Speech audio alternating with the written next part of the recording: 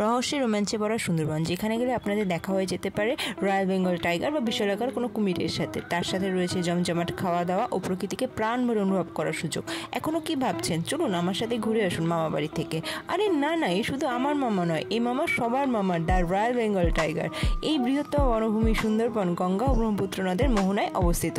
আজ আমাদের সুন্দরবনের দ্বিতীয় দিনের ভ্রমণ। সকাল সকাল বাঘ দেখার আশায় রেডি হয়ে বেরিয়ে পড়েছে। আর দেখো কি সুন্দর এই জায়গাটা। এইরকম ছোট ছোট নৌকা করে জিনিসপত্র এপার থেকে ওপার হয়। ওই যে দূরে দেখো ওপারের ঘাট দেখা যাচ্ছে। চলো তাহলে ফাইনালি আমরা লঞ্চে উঠে পড়ি। সুন্দরবনের দ্বিতীয় দিনের সকালের পরিবেশটা আমাদের দারুণ লেগেছে। এরকম হালকা হালকা কুয়াশার সাথে কেবল সূর্য উঠছে। উফ, সত্যি দারুণ দৃশ্য। আর লঞ্চ যখন চলা শুরু করেছে তখন নদীতে জোয়ার ছিল। সত্যি সুন্দরবনে আসলেই হয়তো প্রকৃতিকে একমাত্র কাছ থেকে অনুভব করা সম্ভব হয়। সুন্দরবনের প্রথম অ্যানিমেল বা বার্ড হিসেবে আমরা বককে দেখতে পেয়ে গিয়েছি। বককে দেখতে দেখতে আমাদের হাতে চলে এসেছে গরম গরম দুধ চা। অবশ্য সেই ভিডিও ক্লিপ আমার নেওয়া হয়নি। দ্বিতীয় দিনে যাত্রা শুরু হওয়ার কিছুক্ষণের মধ্যে বেশ দুধারে ঘন জঙ্গল শুরু হয়ে গিয়েছিল। আর জঙ্গলটা নেট দিয়ে ঘেরা ছিল। তো লঞ্চ লোকের কাছে জিজ্ঞাসা করতে তারা বলেছিল বাঘ বা অন্য যে কোনো অ্যানিমেল যাতে সাঁতরে নদী পার হতে না পারে, সেই জন্য এই নেট দেওয়া। দেখো, কথা বলতে বলতে আমরা দ্বিতীয় দিনের first view point Sajnekhali watch টাওয়ারে চলে এসেছি। এই সজনেখালি ওয়াচ টাওয়ারে ঢুকতে আমরা দুই দিকে বিভিন্ন ধরনের ম্যানগ্রোভ ট্রি দেখতে পেয়েছি, জাতবাইন, গেওয়া, গরান। আর দেখো, ঢুকতে না ঢুকতে বাদরের দর্শন আমরা পেয়ে গিয়েছি। এখান থেকে পারমিট করতে হয় সুন্দরবনের পরে ভিউ পয়েন্টগুলিকে দেখার জন্য, এবং ট্রাভেল এজেন্সির লোকই অবশ্যই সেই পারমিটগুলো সব করিয়ে দেয়। এবং এখান থেকে একজন গাইডও নিতে হয়, যিনি সুন্দরবনের বিভিন্ন জিনিসগুলোকে খুব ভালোভাবে ব্যাখ্যা করে দেবেন।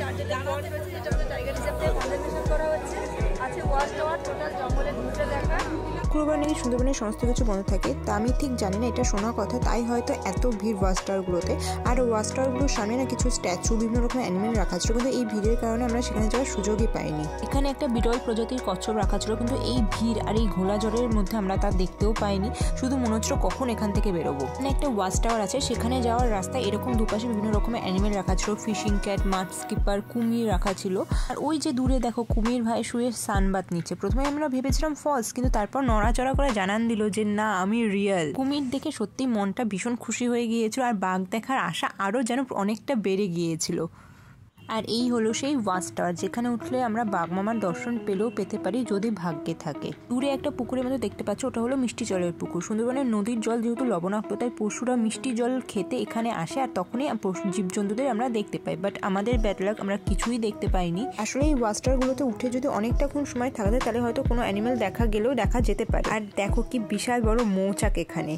ওই যে ঢোকার সময় ছোট একটা অ্যাকোরিয়ামের মধ্যে কচ্ছপ রাখা ছিল না, ওখানকারই আরও অনেক প্রজাতি এই পুকুরটাতে রাখা ছিল। তো দূর থেকে দেখলাম, বাট কিছুই বুঝতে পারলাম না সেরকম ভাবে। আর এই হলো সেই ফেমাস ট্রি, সুন্দরী ট্রি, যার নাম অনুসারে এই অঞ্চলের নাম হয়েছে সুন্দরবন। এটা হলো সুন্দরবনের ম্যাপ। এটা নয়, মাত্র 9630 বর্গ কিলোমিটার ম্যাপ এটা।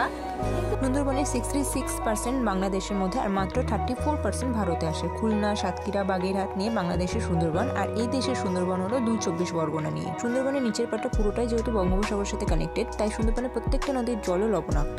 আমাদের গাইড বলেছিল অত্যাধিক লবণাক্ত জলের কারণেই নাকি সুন্দরবনের সুন্দরী গাছের পরিমাণও ধীরে ধীরে কমে যাচ্ছে। ইন্ডিয়ার সুন্দরবনের মধ্যে 3টা পার্ট আছে, স্যাংচুয়ারি, কোর এবং বাফার এলাকা। স্যাংচুয়ারি এলাকাতে কেবলমাত্র টুরিস্টরা যেতে পারে। বাফার এলাকায় যারা মৎস্যজীবীরা আছে তারা শুধুমাত্র যায়, আর কোর এলাকায় কারোরই যাওয়ার পারমিশন থাকে না।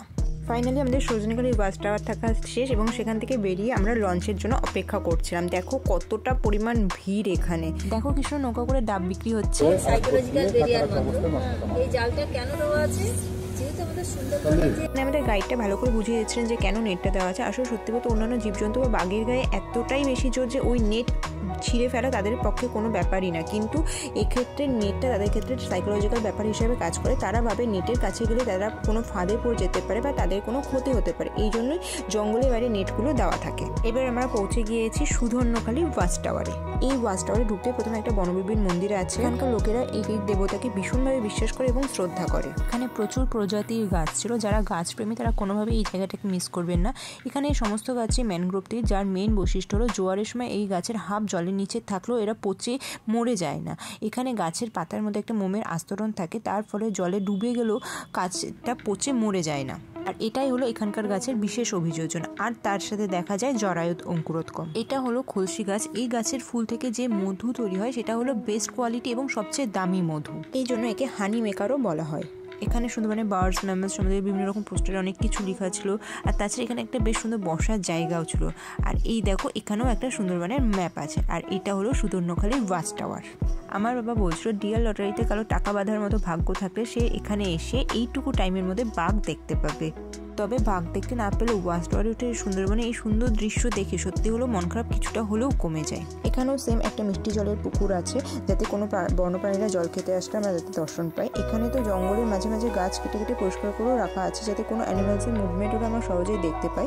আমাদের গাইড বলেছিল এটা ঘন ম্যানগ্রোভ অরণ্য, শুধুমাত্র আমাদের দেখার সুবিধাতে এইভাবে গাছগুলো মাঝে মাঝে কেটে রাখা আছে। আর সত্যি যেদিকে দেখাচ্ছে সেই দিকে শুধু গাছ আর গাছ। সব ভিউ পয়েন্টগুলোতেই ঢোকার রাস্তা একদিকে, বেরোনোর রাস্তা আরেকদিকে। সুন্দরবন হচ্ছে পৃথিবীর মধ্যে অন্যতম লবণাক্ত জলের গাঙ্গেয় বদ্বীপ, যেটা সবচেয়ে বড় গাঙ্গেয় বদ্বীপ এবং পৃথিবীর মধ্যে সবচেয়ে বড় ম্যানগ্রোভ অরণ্য। আর এই গাঙ্গেয় বদ্বীপ 1002খানা ছোট ছোট বদ্বীপ নিয়ে গঠিত। লঞ্চ চলতেই আমরা একটা হরিণের দেখা পেয়ে গিয়েছি। অনেকটা দূরে ছিল, তাই ক্যামেরায় খুব একটা ভালো আসেনি। আর হরিণ দেখতে দেখতে আমাদের গাইড লঞ্চের ড্রাইভারকে বলছিল ওইদিকে লঞ্চগুলো, ওইদিকে নদীর চড়ায় একটা কুমির শুয়ে আছে। সত্যি গিয়ে দেখি কি বিশাল আকার একটা কুমির নদীর চড়ার মধ্যে শুয়ে আছে। সত্যি বলছে খাঁচায় বন্দি জীবজন্তু তো আমরা অনেকেই দেখেছি, তবে মুক্ত জীবজন্তু দেখার মজাটাই আলাদা।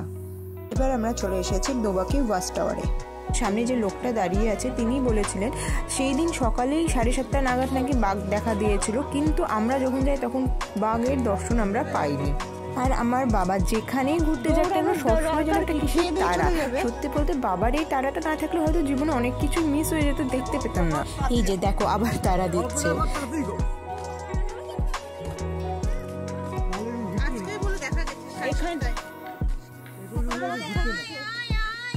ও বিড়াল না, মানে যতগুলি প্রজেক্ট আছে তার মধ্যে সবথেকে অভিনব প্রজেক্ট হলো এই দোবাকি ওয়াচ টাওয়ার। ম্যানগ্রোভ বনকে যদি সত্যি কাছ থেকে অনুভব করতে হয় তবে এই জায়গাটা বেস্ট। আমার দারুণ লেগেছে এই জায়গাটা। দুপাশে ম্যানগ্রোভ অরণ্য, মাঝখান দিয়ে আমরা হেঁটে যাচ্ছি। যদি ভাগ্যে থাকে সবে অবশ্যই ভাগ্যের দর্শন পেলেও পাওয়া যেতে পারে। এবার আপনাদের মনে হতে পারে ম্যানগ্রোভ অরণ্য তো ভীষণ ঘন অরণ্য, তাহলে এরকম ফাঁকা ফাঁকা কেন? কারণ ইচ্ছে করে এইভাবে গাছগুলোকে কাটা হয়েছে যাতে কোনো অ্যানিমেল আসলে আমরা সেটা খুব সহজেই দেখতে পাই, ঠিক যেমন অবজারভেশন লাইনে গাছগুলি কাটা ছিল সেই রকম। বাঘ দেখতে পাচ্ছিলাম আর মনে মনে ভাবছিলাম যে বাঘ মামা মর্নিংয়ে দর্শনার্থী এখনই দেখা দিতে পারতো, তাহলে আমরা সবাই দেখতে পারতাম।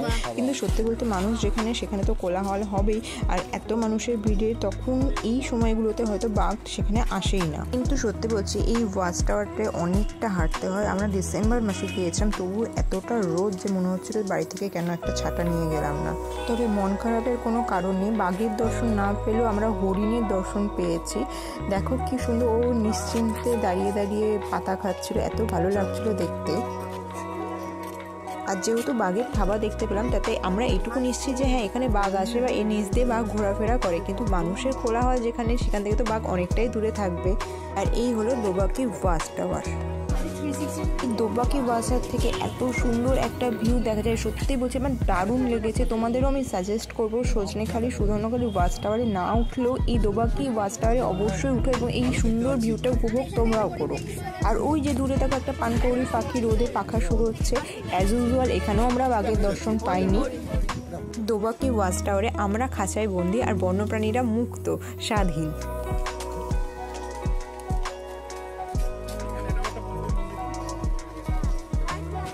সবুজ বাদাবনে ভরা সুন্দরী সুন্দরবন আমাদের মতো ভ্রমণ পিপাসু মানুষদের কাছে সবসময় আকর্ষণীয়। সুন্দরবনকে ঘিরে রয়েছে অসংখ্য নদী, খাড়ি, বদ্বীপ, অসংখ্য বন্যপ্রাণ আর রয়েছে ঘন সবুজ ম্যানগ্রোভ বনভূমি। সুধর্ণখালী থেকে ফেরার পরেই আমাদের ব্রেকফাস্ট এবং দুধ চা দিয়েছিল। ব্রেকফাস্টে লুচি, মিষ্টি, ছোলার ঘুগনি এইসব ছিল। আমার সেগুলো ভিডিও করা হয়নি, কারণ আমি তোমাদের ফার্স্টেই বলেছিলাম আমার কিছু ভালো অভিজ্ঞতার সাথে কিছু খারাপ অভিজ্ঞতাও রয়েছে এই ট্রিপে। মোটামুটি ব্রেকফাস্ট খাওয়ার পরে আমার শরীর এতটাই খারাপ হয়ে গিয়েছিল যে আমি কোনোভাবে ভালো ক্লিপও নিতে পারিনি, কিছুই পারিনি, সারাদিনই প্রায় ঘুমিয়েছি। জানি না কেন হয়েছে, তবে যাই হোক এবার ফেরা যাক লাঞ্চে। আমি তো সেদিন নিরামিষই খেয়েছি, বাট সেদিন ছিল ভাত, সাথে একটা তরকারি, পাবদা মাছের ঝাল, চিংড়ির মালাইকারি ও চাটনি, পাঁপড়। লাঞ্চ করে ওঠার সাথে সাথে আমরা পৌঁছে গিয়েছি ঝড়খালি টাইগার রিজার্ভ। আর যেখানেই যাচ্ছিলাম এত ভিড় ছিল যে কিচ্ছু ভালো লাগছে না। একমাত্র এই কারণের জন্য আমার পাহাড়ে ঘুরতে যেতে ভীষণ ভালো লাগে। আর দেখো যখন ঝড়খালিতে পৌঁছেছিলাম তখন অলরেডি ভাটা শুরু হয়ে গিয়েছে। দেখো নদীর চড়ায় কত মাছ ঘুরে বেড়াচ্ছে, দেখো একটু ভালো করে দেখলে বুঝতে পারবে মাছগুলোকে। এখানে রয়েছে একটা অ্যানিম্যাল পার্ক, সেখানে যাওয়ার জন্য প্রথমে আমাদের বাঁশের এই ছোট সেতুটা পার হতে হবে। অ্যানিম্যাল পার্কে যাওয়ার পথে এরকম ছোট ছোট কিছু দোকান পড়ছিল, সেখানে খাওয়ার দোকান সহ কিছু কেনাকাটির দোকানও তোমরা পেয়ে যাবে।